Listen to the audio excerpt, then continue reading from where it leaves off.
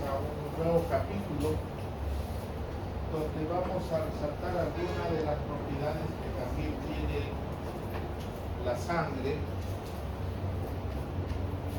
en la cual ya no solamente pues es la función de transportadora de oxígeno, de CO2, sino que también tiene una función que va a participar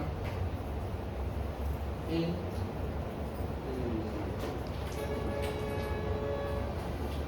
la coagulación cuando hay alguna vulnerabilidad en las paredes de los vasos. Entonces, cuando hay alguna solución de continuidad, algún agrietamiento, alguna fisura, entonces el sistema hematopoyético va a intervenir tratando de ocluirlo para poder estabilizarlo nuevamente y no tener la pérdida que puede llevarnos al trastorno clínico. A esa función de poder generar la función del vaso es que nosotros le llamamos la hemostasia.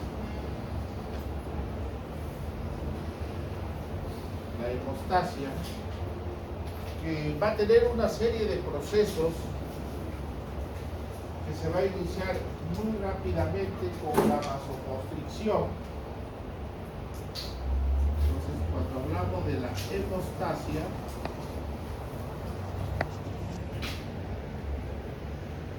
lo primero que va a haber una respuesta de tipo neurogénica, va a haber una respuesta neurogénica que va a tratar de cerrar el vaso sanguíneo a través de una vasoconstricción.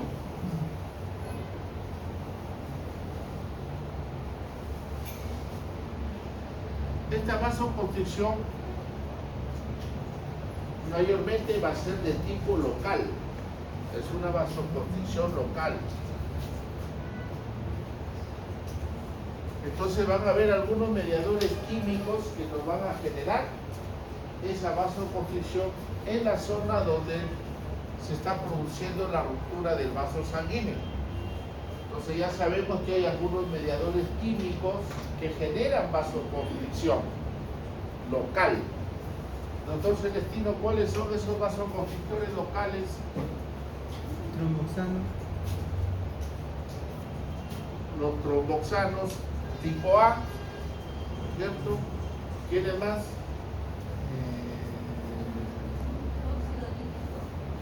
El óxido nítrico produce vasodilatación.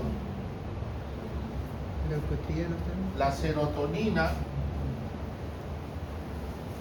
¿cierto?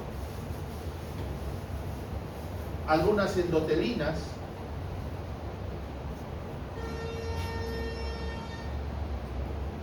Entonces, va a haber algunas respuestas locales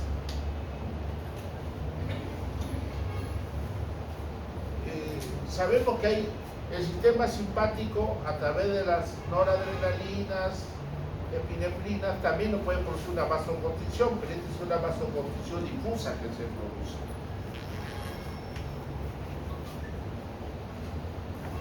Luego viene la segunda fase que corresponde a la formación del tapón plaquetario. Es decir, se va a formar el trombo plaquetario.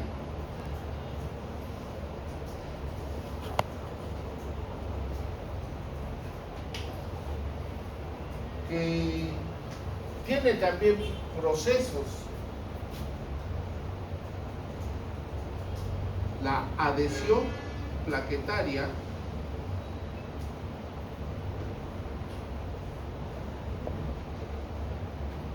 la activación plaquetaria, la agregación y la resolución.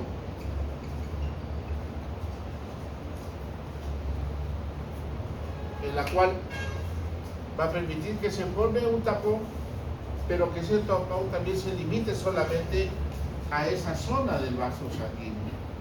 Entonces se empieza a formar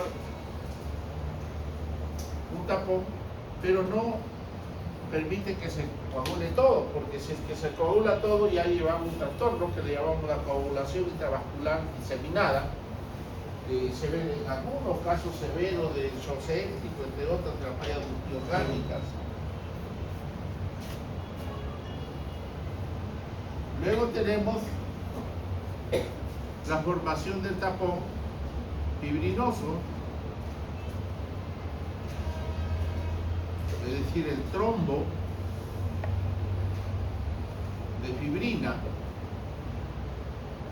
y aquí participan los sistemas de coagulación, que también tiene una vía intrínseca y una vía extrínseca.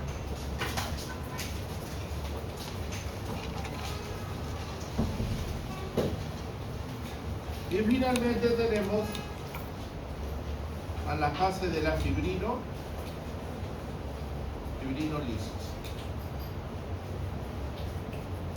Entonces, como ven, hay todo un proceso que lo va a cumplir el tejido sanguíneo. Ahora vamos a tratar de enfocar un poco a estas primeras fases, en la cual pues un elemento celular va a participar ahí, que viene a ser las plaquetas. Entonces vamos a hablar de algunas características de las plaquetas. Para empezar, motivémonos viendo o leyendo este caso. Dice: una mujer de 24 años que consulta por epistaxis. ¿Qué entendemos por ese término? Doctor Corrales, ¿qué significa epistaxis? Es un sangrado por las fosas nasales, que puede producirse por múltiples causas, pero como en esa zona hay abundantes capilares, puede ser por una malformación arteriovenosa, puede ser por una endometriosis, o puede ser por la fragilidad capilar, o un estornudo, o un esfuerzo que haga puede romperse esos capilares y producir estos sangrados.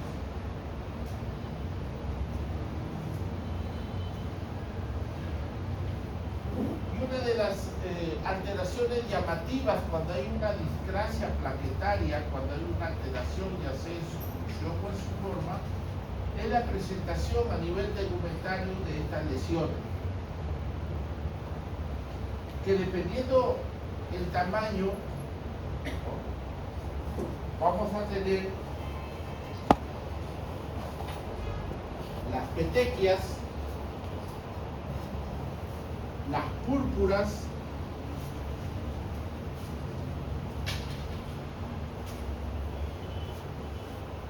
y las equimosis. Entonces, a veces memoramos a todas estas manifestaciones como el síndrome purpúrico. Síndrome purpúrico le llamamos cuando hay la presentación de estas lesiones.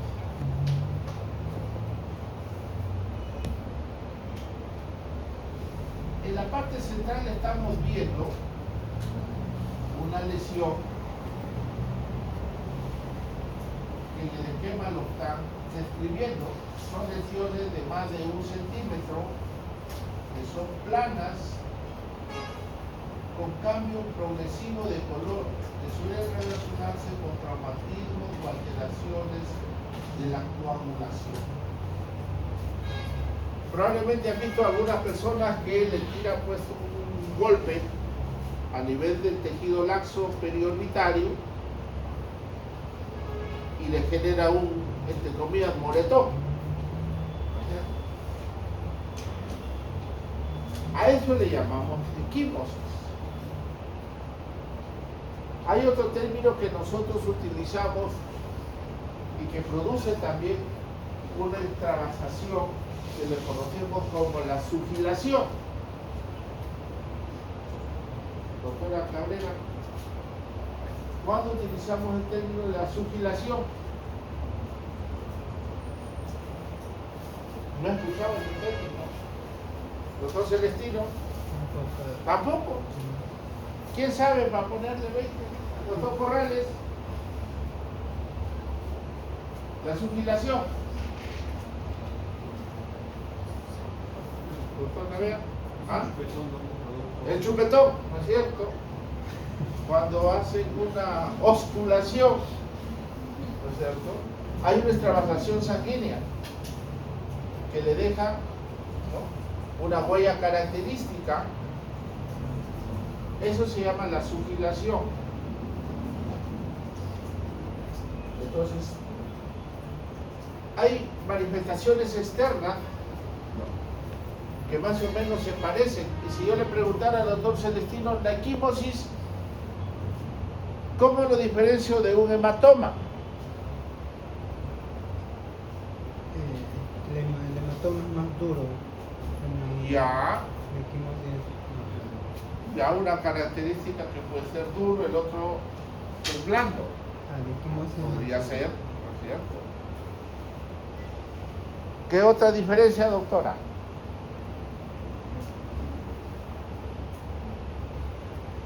Doctor, diferencia entre hematoma y equimosis.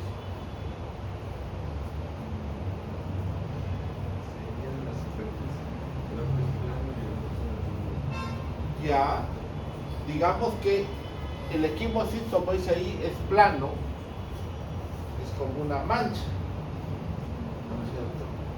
En cambio el hematoma te genera un relieve, ¿no es cierto? Ya sería pues una placa, ¿no es cierto? Los vasos que se rompen son los que generan hematoma, tienen mayor calibre, por eso que tienen mayor presión que el tejido intersticial y por eso que hace una colección. En cambio, en las equimosis lo que se rompe son capilares pequeños, con poca presión, entonces no va a coleccionar. Los vasos son más superficiales, por eso que se dice, se difumina, se extiende por el celular subcutáneo, no hace colección. Y dependiendo del tamaño, es que si es que esa colección, esa extensión de sangre pasa de 1 centímetro, ahí estamos hablando nosotros de una lesión de tipo equimótica. Pero puede ser tan pequeñas, puntiformes, que le llamamos como picadura de pulga. O sea, son muy pequeñas, menos de 2 milímetros de tamaño. Ahí hablamos nosotros de petequias. Y si está entre 2 milímetros y 1 centímetro, son un poquito más grandes, ahí hablamos de las púrpuras. Entonces, estas son manifestaciones altamente orientadoras hacia una lesión en cuanto a las alteraciones plaquetarias.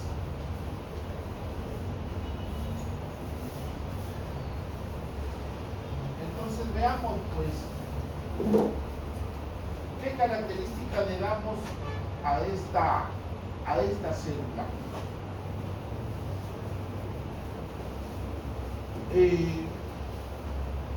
Es la segunda célula más abundante en el tejido sanguíneo.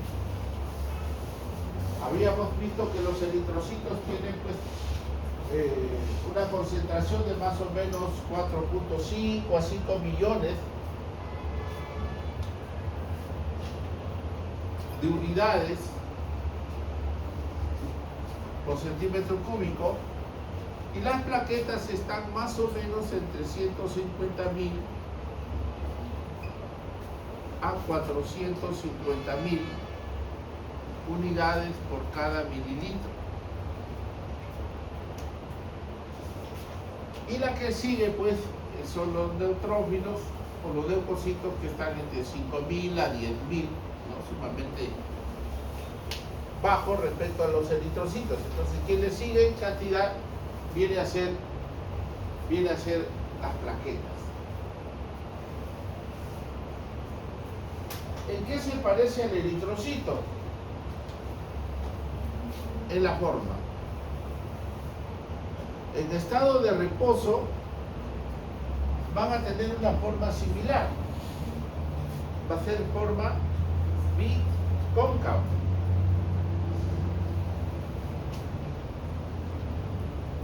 Lo que pasa es que esta es más pequeña. ¿Cuánto es el diámetro de un eritrocito?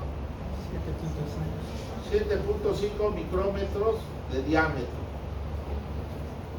La plaqueta es menos, entre 2 a 4 micrómetros de diámetro, más pequeña.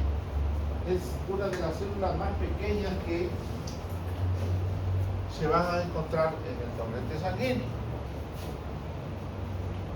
Otra similitud que podemos mencionar es que no tiene núcleo también. Es anuclear.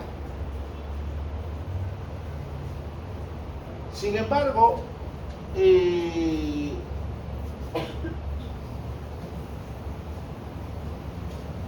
lo diferencia es que tiene mitocondrias, tiene organelas y tiene material genético. Tiene ARN mensajero que va a permitir que los ribosomas puedan seguir sintetizando proteínas.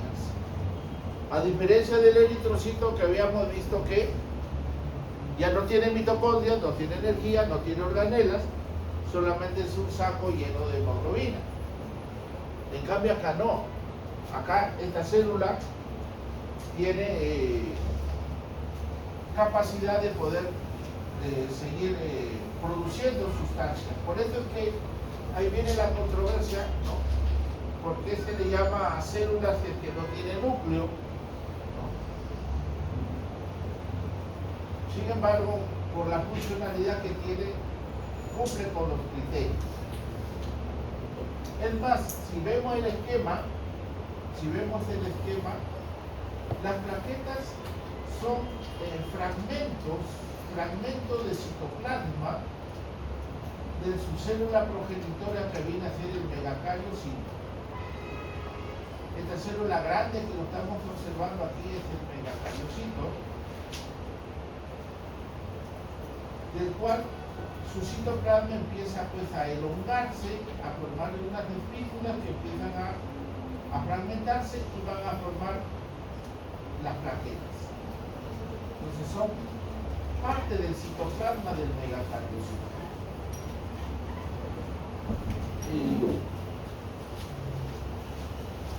Otra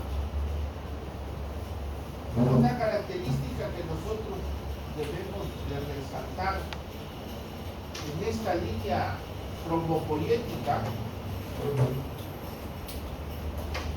de formación de plaquetas es que el megacariocito, como lo vemos en esta imagen, tiene gran cantidad de citoplasma, un citoplasma abundante, y tiene un núcleo, o digamos, es multinuclear.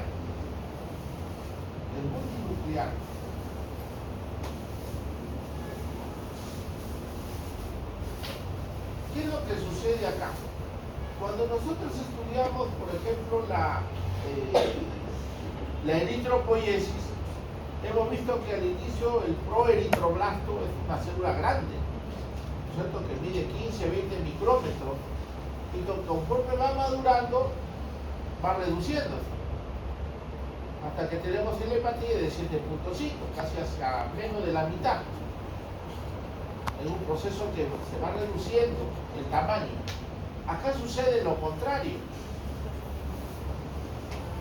Acá el meacarioblasto, que lo vamos a ver más luego, tiene un tamaño entre 15 a 20 micras.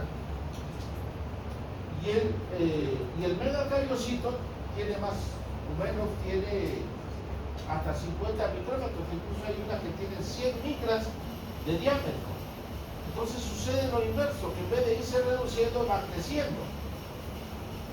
¿Y cuál es la explicación que tenemos? Es que se va a ir produciendo replicación del ADN, se va a producir replicación del ADN, juegos completos de cromosomas que van a ir duplicando, es decir, el núcleo se va dividiendo, pero el citoplasma no se divide, el citoplasma permanece, solamente hay duplicación del material genético a nivel del núcleo. Por eso que a ese proceso es que se le conoce como la endomitosis. La endomitosis, es decir, solamente se está produciendo la replicación nuclear. A nivel de citoplasma no se da. Por eso que mantiene el citoplasma y cada vez se va haciendo más grande.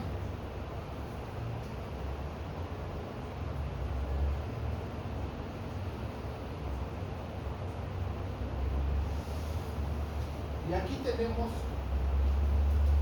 la forma que habíamos mencionado, desde que se parece más o menos al eritrocito. Acá lo vemos la forma pues, de la dona que le llaman, ¿no? La forma una forma bicóncava.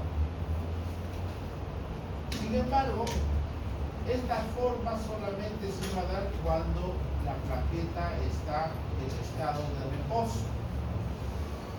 En estado de reposo va a tener esta forma. Sin embargo, cuando hay una lesión a nivel endotelial, la plaqueta se va a activar y al activarse la plaqueta cambia de forma. Empieza a hacerse esférica con algunas protrusiones que lo convierten en una forma estrellada. Entonces la plaqueta vamos a tenerlo de tres formas, puede ser bicóncava, puede ser esférica o puede ser forma estrellada. Es otra de las particularidades que va teniendo la plaqueta dependiendo el funcionamiento. Es pequeña, su volumen plaquetario medio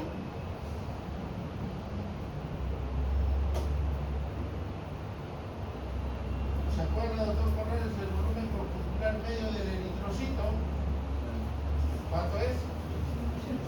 De 80 a 100. En cambio acá el volumen corpuscular medio de la plaqueta es, miren, entre 8 a 11. Un volumen bastante pequeño.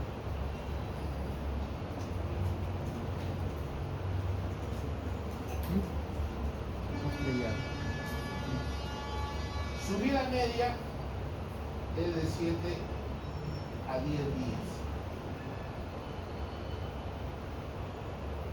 ¿Qué otra característica podemos mencionar de la plaqueta? Por el tamaño que tiene,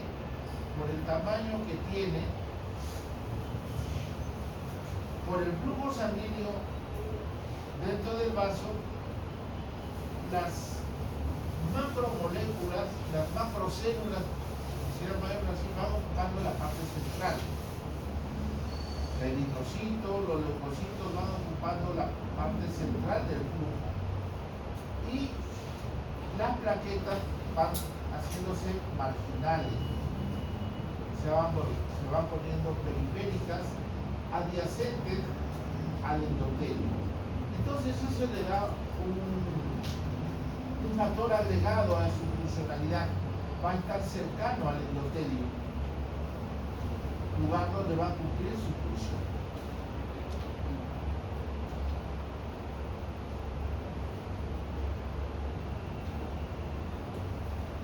estamos viendo nosotros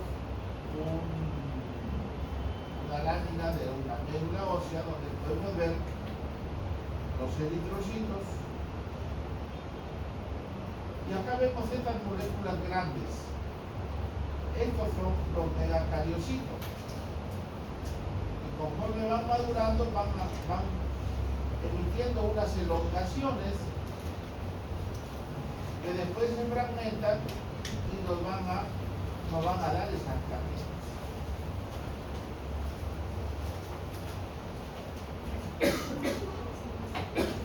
Otra característica que debemos resaltar corresponde a esto.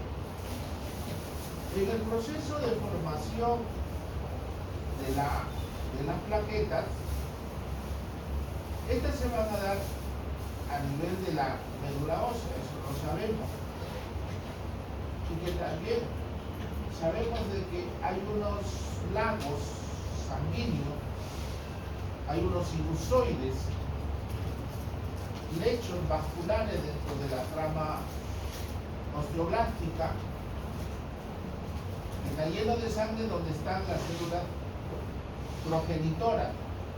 Esos lechos van a tener dos áreas para la maduración de las plaquetas.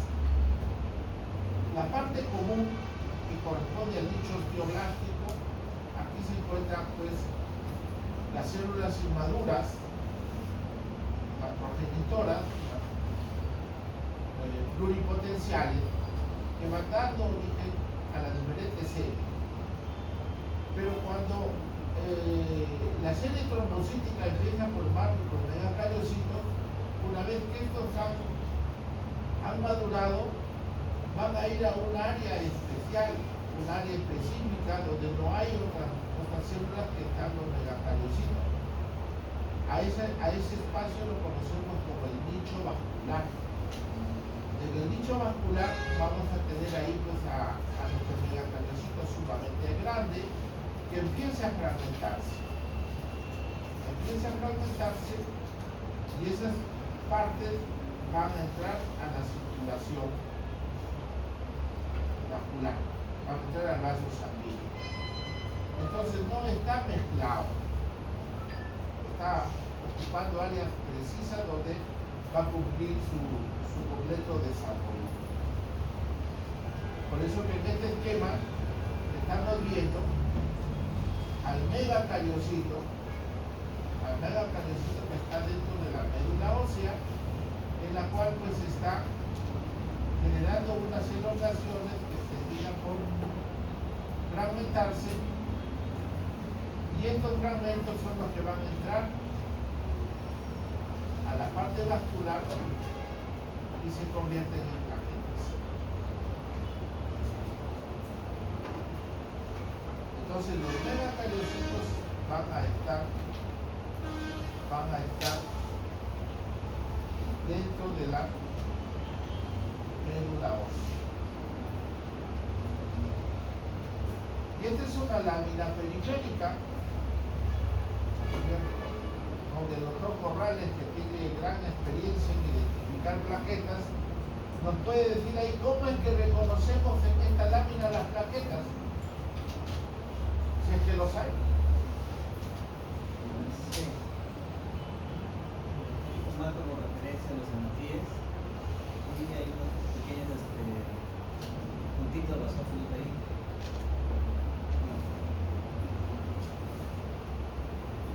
Que podríamos confundirlo con artefactos. Acá hay puntitos. ¿Pueden ser artefactos? Sí, pero las plaquetas tienen gránulos. ¿Y de qué color lo ve, doctor? Tienen esa coloración oscura, ¿no es cierto? Azuladas, tendiendo a morado, que lo diferencia porque pueden ser artefactos también, ¿no es cierto? No han limpado bien la lámina y pueden tener por ahí algunas partículas. Sin embargo, por la coloración y el aspecto granular es que ellos lo van a identificar. Y si vemos en este paneo, pues, ¿no? Vamos a tener los leucocitos y esta sería la plaqueta. Respecto al tamaño, pues hay una gran diferencia con las otras células.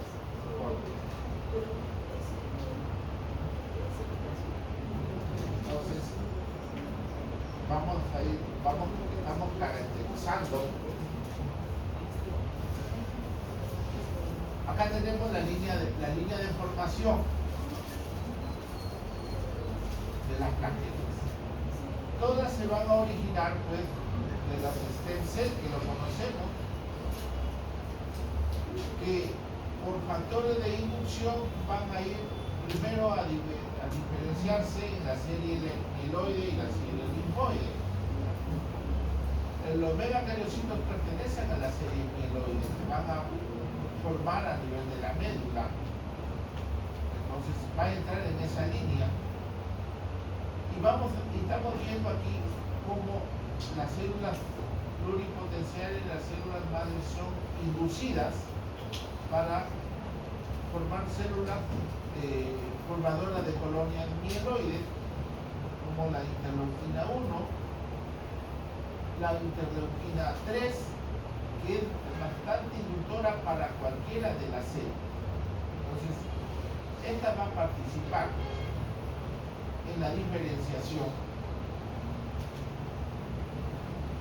Pero vamos a tener nosotros también como elemento de inducción para esta formación a la trombopoietina. La trombopoietina va a ser el elemento que va a participar en todo el proceso de la formación de las plaquetas, desde el inicio de la inducción del stem cell hacia los megacarioblastos, hasta los promegacariocitos y los megacariocitos, ahí contribuyendo a darle sostenibilidad. Sin embargo, van a haber otras sustancias que van a ir participando en esa maduración.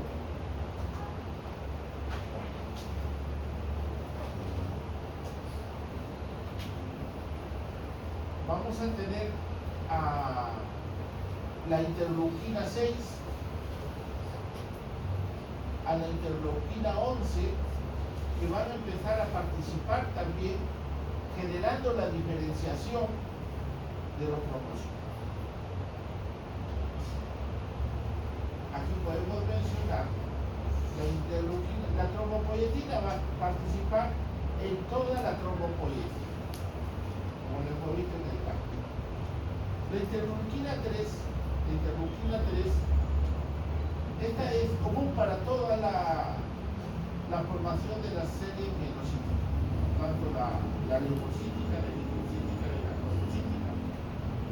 Y miren, la interleuquina 11 va a participar más para la parte final, para la maduración y la liberación de la plaqueta. En la última parte de la trombopoietina participa la interleuquina 11. Entonces hay una serie de mediadores que van a estar contribuyendo. Acá lo vamos viendo. La interleuquina 3 promueve la formación de todas las células formadoras de colonias, de cualquiera de ellas. Pero es la interleuquina 6 la que empieza a diferenciar la línea trombocítica. Y la interleuquina 11 es la que va a participar en la parte final de la maduración del trombocito. ¿Qué otro aspecto debemos resaltar? Es que durante el proceso de la formación de las plaquetas, en la membrana de los trombocitos van a haber unas glucoproteínas de marcación que lo permite diferenciar. Entonces aquí tenemos nosotros a las células muy inmaduras. Acá tenemos las células del stem cell, el megacardioblasto. En este estadio el marcador que nos permite identificar lo que viene a ser la glucoproteína CD34. Pero conforme empieza a madurar del megacardioblasto a megacariocito, aparecen otros marcadores de identificación. Aparece el CD41. Es decir, el CD41 nos va a dar la especificidad de la línea trombocítica. Va a acompañarlo casi como la trombopoietina hasta la maduración. Y en la parte final vamos a tener al CD42 como marcador ya de maduración de esta serie trombocítica. Entonces, como ven, pues hay algunos estigmas que nos permiten a nosotros marcar el proceso de maduración de las partículas.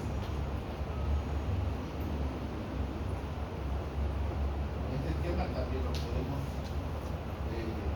integrar, lo que les había mencionado,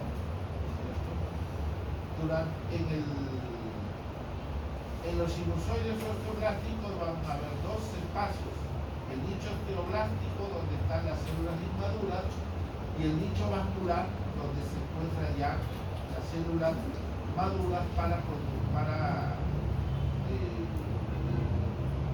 generarse la fragmentación. Vamos a tener estimuladores para la línea trombocítica. Parte de ella está la interleuquina 3, la interleuquina 6 e interleuquina 11. La trombopoietina, que va a marcar todo el proceso de la formación, y los marcadores de identificación. Miren, el CD34 solamente está presente en las células primogénitas. Para la parte final, los que le van a ayudar a marcar son el CD41 y el CD42, que van a dar la especificidad. Eso en cuanto pues al proceso de formación de estas células.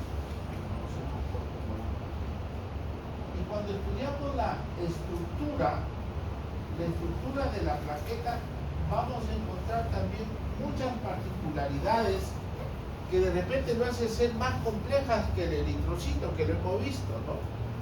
Al final el eritrocito pues tenía su membrana, ¿no?, especial, ¿no?, donde tendríamos ahí pues la banda 3, ¿no es cierto? En el eritrocito, doctor Celestino, ¿para qué servía la banda 3?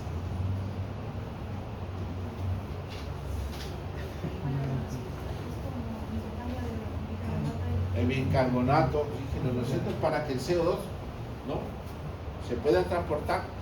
Entonces, en la membrana tenía mucha particularidad llamativa. Pero cuando nosotros vemos la estructura de la plaqueta, también va a tener una membrana especializada, ¿no?, porque ahí van a haber unas glucoproteínas que le permite adherirse al endotelio o a otras plaquetas. Sin embargo, vamos a ver la presencia de estructuras que el hematía no lo tiene, ¿no? Por ejemplo, en ese esquema estamos viendo una serie de granulaciones que el hematía no lo tiene. El hematía tiene su hemoglobina, ¿no es cierto?, A1, A2. En cambio, aquí estamos viendo una serie de granulaciones que lo hacen particular. Van a tener una serie de elongaciones, van a tener estructuras fibrilares muy difusas, que aquí lo podemos resaltar. Miren, aparte de tener los elementos contráctiles que le van a generar movilidad a la plaqueta, tiene este sistema canalicular, una serie de sáculos expandidos que lo van a formar una serie de canales. Esto le da mucha trascendencia porque Por estos canales es que van a salir algunos mediadores químicos que van a generar pues la activación de la plaqueta. Entonces, cuando hacemos el estudio de la estructura de la plaqueta, nosotros vamos a encontrar 4 partes bastante particulares. Miren, la zona periférica que corresponde a la membrana, esta se parece a la membrana del eritrocito, donde teníamos pues, la parte central que era fosfolipídica, con unas proteínas integrales, eso lo va a tener también. La parte externa, que hay moléculas glucoproteicas que conforman el glucocálix, que en el eritrocito ya habíamos mencionado un elemento que le va a dar la negatividad. ¿Cuál? Ácido ciálico. Le preguntamos en el examen, ¿no es cierto? Y nadie contestó. Ácido El ciálico. ácido ciálico le da la electronegatividad. Aparte de eso, nosotros vamos a tener glucoproteínas. Y lo vamos a describir más luego. Entonces hay glucoproteínas que no lo tiene el eritrocito. La submembrana va a tener moléculas de adhesión hacia la parte contraria. Entonces, más o menos se parece a la de la inflamación. La parte subsiguiente viene a ser una zona que contiene microtúbulos y microfilamentos. El hematilla solamente tenía microfilamentos de actina, de tropomiosina. En cambio aquí tenemos microtúbulos. Acá aparece una nueva proteína, las tubulinas, las alfa-tubulinas, que no lo tiene el eritrocito. Entonces este ya le va a dar otra funcionalidad a la plaqueta. Por debajo de esta zona vamos a tener la zona de los gránulos. Parte de ella va a estar constituida pues, por las organelas que lo conocemos, ¿no? Los ribosomas, los lisosomas, la mitocondria. Si hay mitocondria va a generar energía, ¿cierto? Y si va a generar energía necesitan los sustratos, el glucógeno. Entonces van a haber gránulos de glucógeno para el aporte energético. Y junto a ellos vamos a tener 2 gránulos especiales que lo conocemos como los gránulos densos y los gránulos alfa. Cada uno de ellos tiene contenidos específicos. Y más internamente vamos a tener el sistema membranoso, esas membranas que forman una serie de canalículos, de conductos, por los cuales van a servir algunas sustancias importantes para la fase de la activación plaquetaria. Entonces, esta es una célula mucho más compleja que el eritrocito. Y aquí lo vemos desde que la parte periférica, que es la membrana, con sus 3 estructuras, la parte externa que corresponde al glucocálix, la parte central que es fosfolipídica, y la capa interna de una serie de adhesinas para unirse a la segunda capa que viene a ser la zona estructural, que tiene microtúbulos y que tiene también los microfilamentos. Los microfilamentos son casi parecidos a los que tiene el eritrocito, pero acá tiene elementos tubulares.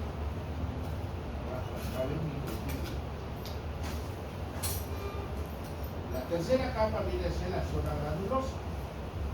Parte de los gránulos se están constituyendo por glucógeno y los que lo van a diferenciar, los gránulos alfa y los gránulos densos. Y el sistema de conductos, el sistema de membranas que forma conductos que comunica la parte interna del citoplasma con la superficie. ¿Para qué nos sirve esta estructura? Por esta estructura, cada vez que se activa la plaqueta, se va a liberar calcio, se va a liberar ADP, se va a liberar ATP, se va a liberar fibrinogen, se va a liberar factor de von Willebrand. Sustancias fundamentales para producirse el anclaje de la plaqueta en el endotelio.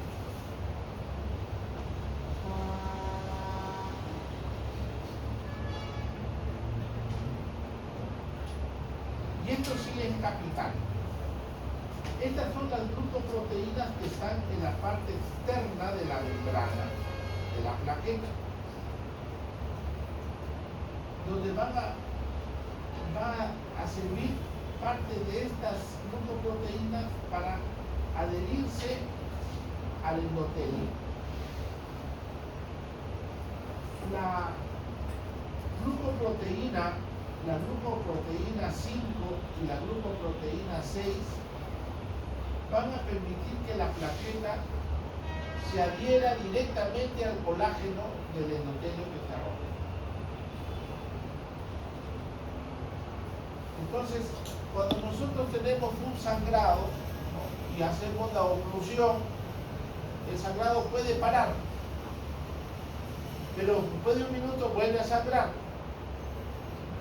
Entonces ese minutito que nos generó una estabilización del sangrado es porque las plaquetas se unieron a esa ruptura, pero fue frágil, porque fue una unión directa de la plaqueta con el colágeno del endotelio roto. Así es muy laxo. El mismo flujo sanguíneo va a hacer que se desprenda y el paciente vuelva a sangrar. Entonces necesita de otra forma de unirse, y esa lo hace a través de esta glucoproteína. La glucoproteína 2B3A, esta glucoproteína va a permitir que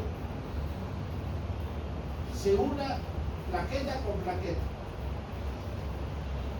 La glucoproteína 2B3A permite que la plaqueta se una a otra plaqueta, teniendo como elemento intermediario al fibrinógeno. Entonces le va a dar mayor consistencia. Y la otra glucoproteína que es importante es la glucoproteína 1B. Esta glucoproteína 1B aisladamente va a permitir que el factor de von Willebrand, que es una proteína que va a estar en la luz endotelial, se junte con la plaqueta. Pues ya no solamente sea la glucoproteína 5 y 6 la que une a la plaqueta, sino van a haber unos enlaces, unos dados por el factor de von Willebrand que necesita de esta glucoproteína 1B, que se potencia con la glucoproteína 9 y con la glucoproteína 5, forma un complejo de unión mucho más fuerte. Esto permite que el factor von Willebrand fije con mayor energía a la plaqueta. Y tenemos a la glucoproteína 2B3A que va a unir plaqueta con plaqueta. Y ahí vienen los tres términos que nosotros utilizamos. Cuando decimos que hay adhesión plaquetaria, la adhesión plaquetaria es la unión de la plaqueta con el endotelio, es decir, con otra célula, a través de esta glucoproteína, que si nosotros hablamos como complejo sería con la glucoproteína 1B9,5. Esta va a dar la adhesión plaquetaria, que se va a unir al colágeno del endotelio, del endotelio basal, el que ha aflorado por la ruptura. Pero cuando se va a dar la unión entre plaqueta y plaqueta, donde va a intervenir esta glucoproteína 2B3A, va a utilizar al fibrinógeno como mediador, no al von Willebrand como la adhesión, y a esto le llamamos la agregación plaquetaria. La agregación plaquetaria es la unión plaqueta-plaqueta. La adhesión plaquetaria es plaqueta-endotelio. Son mecanismos diferentes.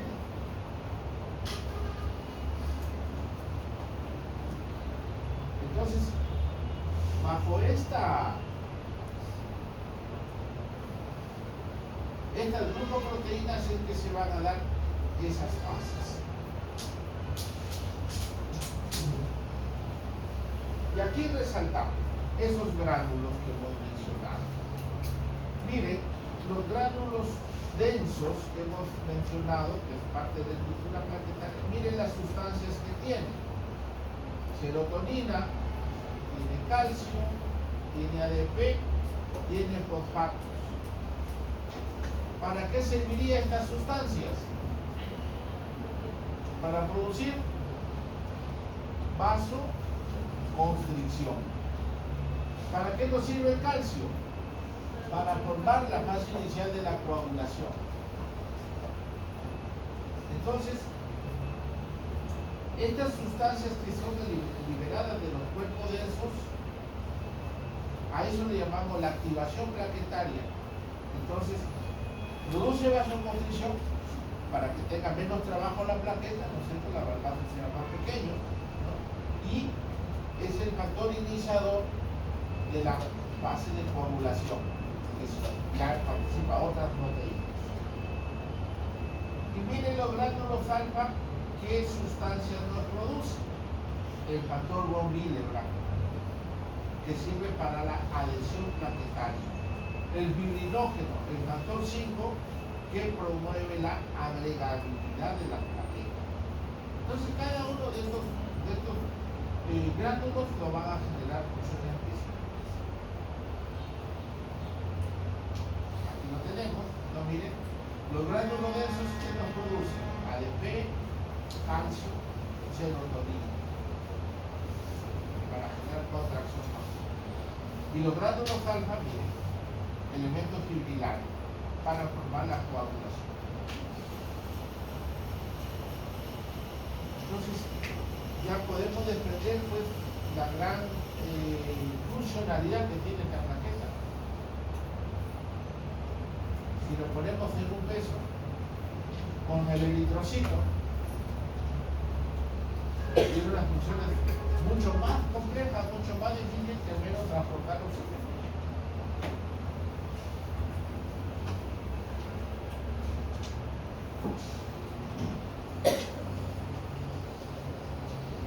Y aquí lo tenemos en resumen. Las plaquetas que se han formado a nivel de la médula ósea, si el endotelio tiene su estructura lisa, pues por ahí están marginando las plaquetas en forma redondeada y cóncava, no pasa nada, pero cuando detecta una solución de continuidad, una fractura del endotelio, una fisura, una rasgadura, entonces se va a activar, se vuelve esférica y empieza a formar estas espículas para que pueda adherirse,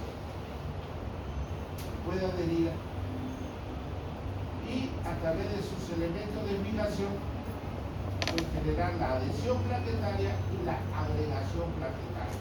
Dos procesos totalmente diferentes. Dada la adhesión con la glucoproteína 1B, potenciada por la 9 y la 5, y el factor de von Willebrand, y la agregación plaquetaria dada por la glucoproteína 2B3A más el fibrinógeno. Son fenómenos que se van a dar diferentes, pero que van a contribuir a formar ese taponamiento que nos va a durar más o menos desde 30 a 1 hora para que ahí se asiente el tapón fibrinoso. Muy bien. Y como ustedes han llevado pues farmacología, ¿no? Entonces,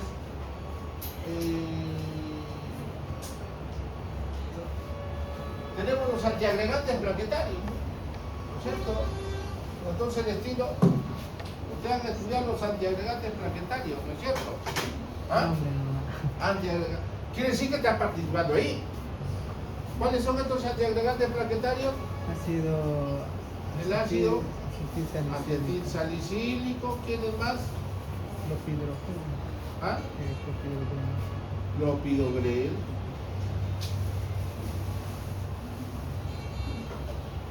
¿Quién es más? Podríamos tener también acá los AINES, ¿no es cierto? Tiene cierta capacidad. ¿Quién es más? Su profesor de farmacología me ha dicho que le han dado 20 nombres, me dice. No, no.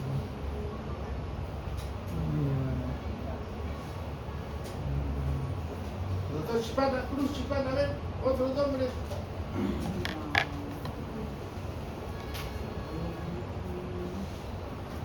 Entonces van a haber varios, ¿no es cierto? Dipiridamol, ¿no es cierto? El triblusal.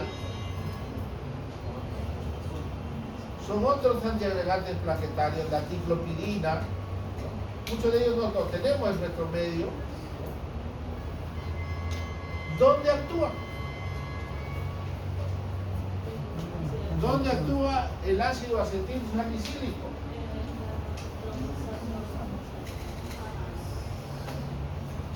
Entonces, ya su compañera nos facilita y nos dice pues que va a actuar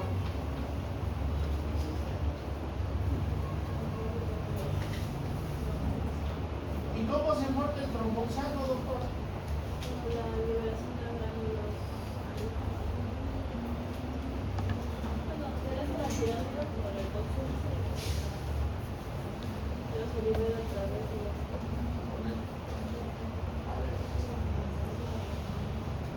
Porque eso tiene que tener claro. Ustedes van a usar la aspirina para todo el mundo, ¿no es cierto? Con la vía de la lipoxigenasa. Inhibe a la ciclooxigenasa 1 y 2 para que esta no nos forme tromboxano.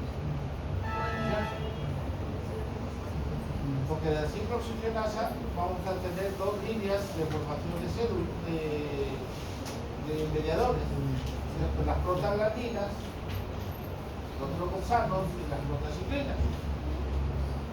Entonces va a impedir que se forme. Vamos a ver por acá.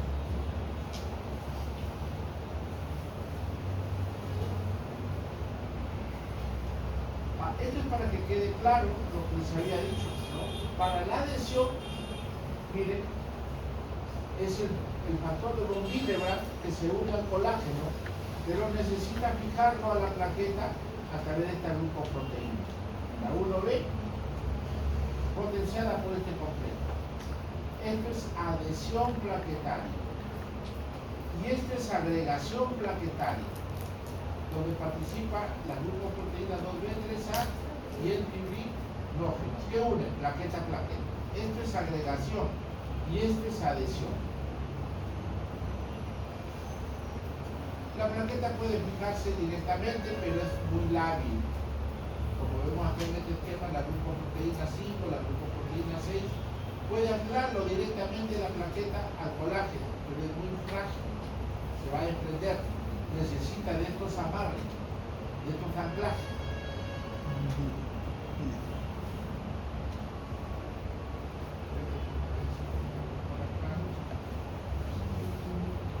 Aquí lo tengo. Entonces, miren, la aspirina, el ácido acetilsalicílico con el tripulsal evitan, ¿no?, que las prostaglandinas, este grupo de la ciclooxigenasa, sea inhibida. Aquí actúa en los elementos granulares de la placa. ¿Y dónde lo tenemos al clopidogrel? Acá. Actúa sobre el ADP, sobre la adenosina trifosfato. Ahí actúa el clopidogrel, la ticlopidina que le estaba mencionando.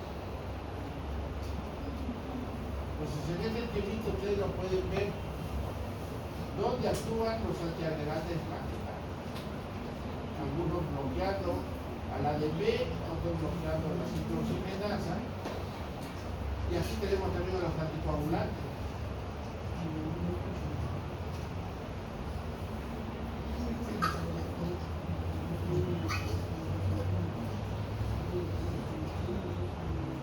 Y aquí lo tenemos para que ustedes lo repasen, porque de acá vamos a sacar las 4 preguntas.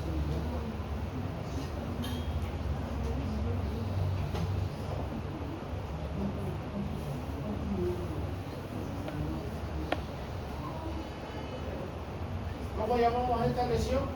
Corporato. Corporato secretario.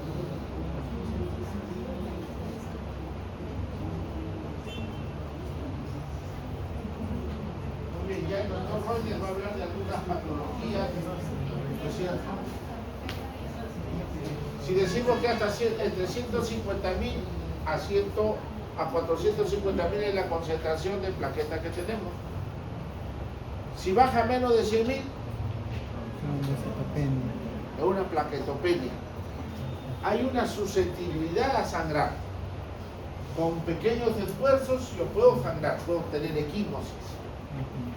Cuando baja menos de 50.000, entonces ya el sangrado puede ser espontáneo. Entonces la plaquetopenia puede llevar a ese estado, a un riesgo de tener una fragilidad para sangrar o los sangrados espontáneos. Cuando pasa de los 450.000, ¿cómo le llamamos?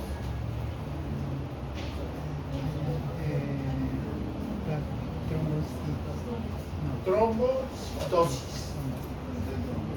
Más de 450.000 plaquetas. Trombocitosis. La sobreproducción de plaquetas.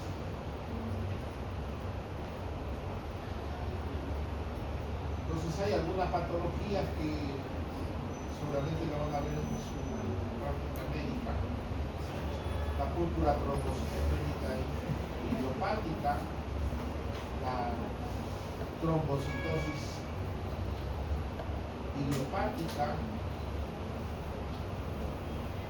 Bueno, hasta acá llegamos. Si hubiera alguna pregunta.